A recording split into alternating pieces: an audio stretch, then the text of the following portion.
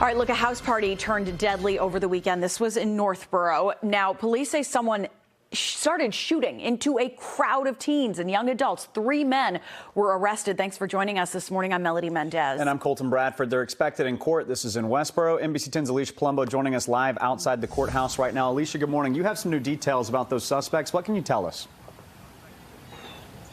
Well, good morning, Colton. We are still awaiting the arraignment here of those 3 young men here at Westborough District Court. We do know from the DA's office that they're all 3 facing multiple charges, including possessing assault weapons, and they could face additional charges as this case moves through the court system. But we want you to look at some new VO that we got from inside the historic home where this deadly party happened on Howard Street in Northborough. It shows a group that police estimate was about 200 to 300 teens and young adults dancing as you hear the shots suddenly being fired. Police were responding to the home for a report of someone with a gun when they heard the shots as well. 2 officers carried a 16-year-old from Bellingham who had been shot down the hill from the property to an awaiting ambulance, but he was pronounced dead at UMass Memorial. A 17-year-old who was shot and 2 other partygoers who were injured in the melee were transported to Marlborough Hospital with non-life-threatening injuries. Investigators say several other teens and young adults who were injured declined medical treatment.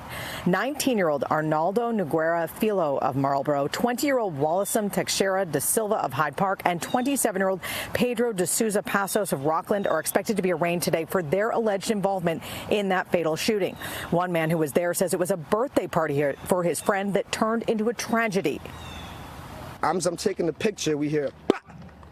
And we look behind us. I'm thinking it's a bottle breaking or something. Then, bah, bah, bah, bah. And then that's when everybody starts trampling over everybody. You know what I'm saying? You're seeing people stepping on heads and whatnot, and you're hearing people screaming, he's coming this way, he's coming this way. And I'm thinking to myself, great, he's coming in my direction. You know what I mean? You don't know if this is like a school shooting situation where he's just trying to kill whoever. So you don't know if it's random, if it's targeted. You don't know nothing. All we know is you're hearing shots. You're hearing people say, I'm hit, I'm hit. People saying, yo, he's dying.